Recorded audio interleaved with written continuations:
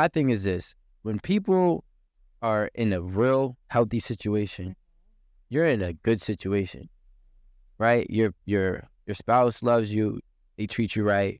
You may not be a multimillionaire, but you have a decent way of living. And then you see the outside world, and then you bite the apple. And once you bite the apple, out of nowhere, you're the disease in your house. And now you want to be a multimillionaire. Now you became stagnant. Now your spouse isn't doing enough. And now your relationship is hindering you. But if you never saw and compared your life to those whoever else that you're seeing, you would be happy. Can I answer that with really one simple, and I'm not saying that I agree with this, but I think the response is, when you know better, you do better. And so I think that sometimes when the haze clears and when, the scales come off your eyes, you're like, oh, shit, I've been out here fucking around for a long ass time. I need to be doing something more. I need to be doing X, Y, and Z. So, again, these are not post-marriage, conversations, but I think that is like the very easiest way to respond to that. And my response to that response would be, no, because I've heard it, and sometimes, and I agree, but my response is, it's like, I understand when you want to do more, and if you know better, you do better, right? But we have to understand that more is greed sometimes. When you have something good, you don't need more. You can want more, you can desire more, but you don't need more. And 9 times out of 10, if more was really for you, you would have already been on that path. You would have already been on that journey. A lot of people lose everything chasing more, right? I'll give you a random example. A lot of people go to the casino, right? I was a heavy gambler at one point. It's not that I never lost. It's not that I never won. I actually won all the time. I hit every single time I went to the casino. The problem was I never stopped. So when I never stopped, by the end of the day, I was in the negatives. So that's how I feel like people look at life, and people look at, their life in comparison to... Exactly. I won every time. But I don't stop, so you end up losing it all. Because when you have enough, you never realize what's enough because you're always thinking you can get more. After you win, you end up putting it all in When you win, you keep playing. Because the winning is if you get a little bit of a reward for doing something, you're going to think there's more reward. Give up?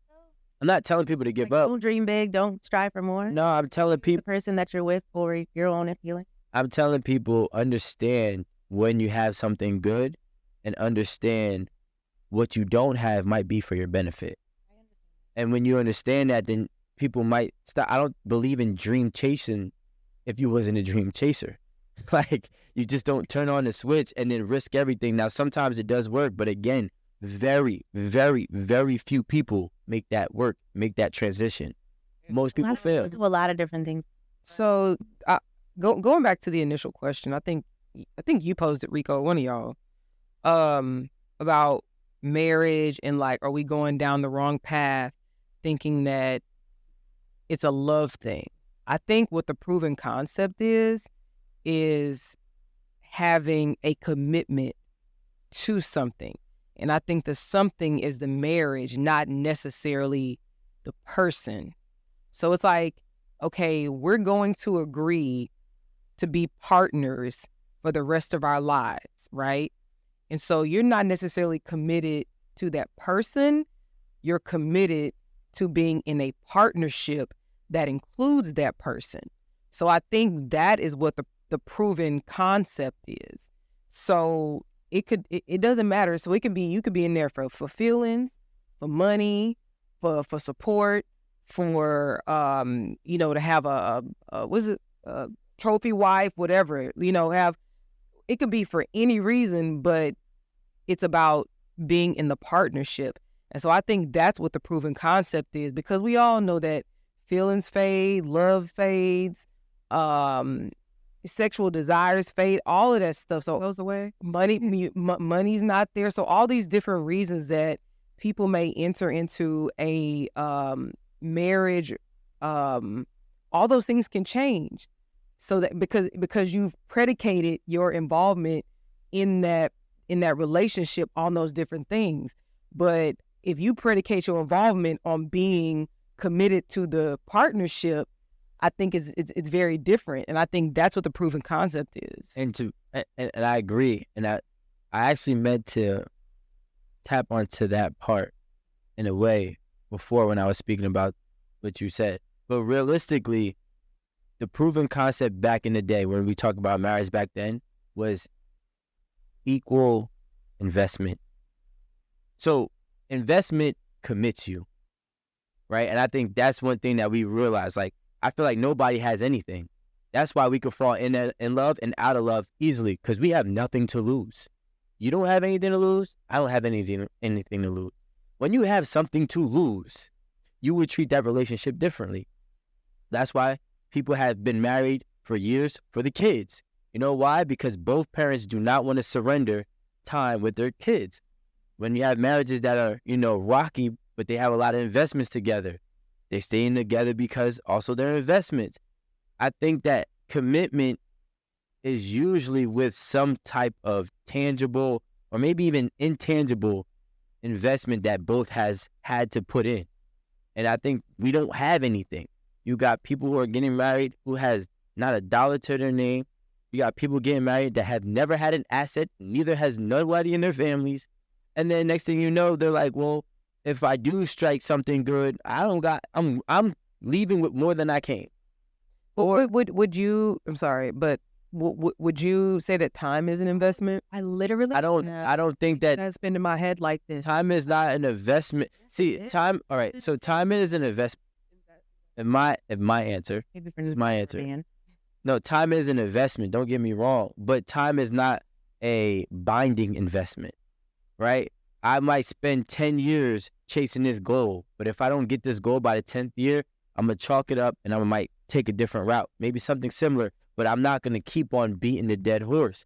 Now, when I have a actual investment that's binding, like my child or my house or our houses or our image, our social reputation, that binding,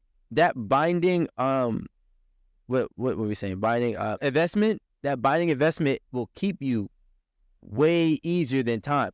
Don't get me wrong, people do stay together. Like, I've been with them for 10 years or 5 years, and I don't want to wait 5 years, throw 5 years away. But eventually, at this day and age, I think modern day dating, we don't care about how much time we spent with this person. I feel like that's an older concept.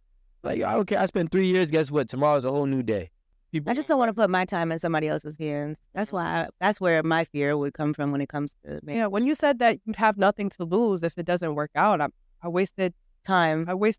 Yeah. And you're That's because, think about it, right? No offense, but if we compare with where you two are at right now in terms of what you said, you wasted time.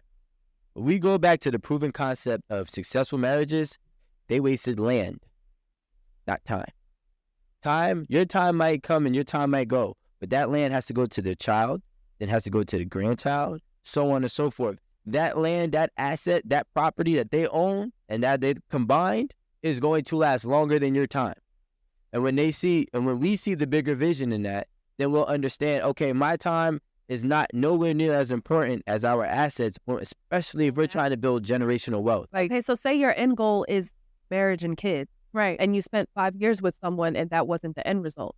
So now you have to take some more time, do some healing, get over that heartbreak and get to know somebody else and get some time in with somebody else before you can make that an end goal in that relationship. There's a lot of good women that are they're not it right now. So you guys are just looking over them and they're not getting married, and it is what it is. It's not, you're picking the girls that are outside of the club and then mad that they're outside of the club. I don't see them getting married there's only 2% of them getting married. The thing is, you're overlooking the ones that you should be marrying. That's not nobody's fault but yours. No, because the thing is, I mean, if we go, you want the baddest bitch.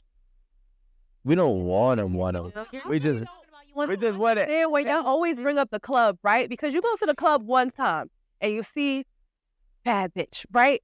You're not going to talk to her because what? You assume that she be here every night? No, you came here just like she came here. Yeah. You might still love her. Yo, listen, because the thing is, you start getting the real reports. Oh my God. And when you get the real reports, you be tight because you be like, I love her and I wasted time. Girls get the same reports. Not just the new girls. Women get the same reports. We know all the stuff. We know every little thing. Yeah, but we don't care. We gonna stick this out. Like, y'all care. Like, The bartender gonna tell me your ass be in here 3 times, Sometimes you just you just 3 times a week. fine. yeah. But that's the problem. You talk to all the girls. So do we all do? So my question is, do we have? I'm gonna say we as in us, like here. Who the black? But I'm just saying we as in people. Do we even have something What is that? worth to exchange?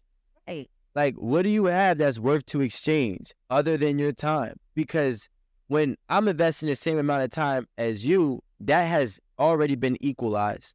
Outside of our time, when we start to understand, okay, I'm investing this, and this, and not just my time, then you can understand, like, all right, this is something that I'm really going to be committed to. But once I feel like nobody values time the way that we know how valuable time is. We don't value it. Yeah. You know when time is a waste is when one person in the relationship is investing their time into the relationship and the other person is just, it's just nothing for them. They Along for the ride. Exactly. They're just along for the ride. So it's easy for them to be like, okay, I don't want to do this anymore. And one person feels like their time has been wasted. And then that's why I'm saying Because you're not committed. That's what Aaron was saying. If you're committed to this relationship, then But you have to realize that that's only happening because the only thing you have to invest is time.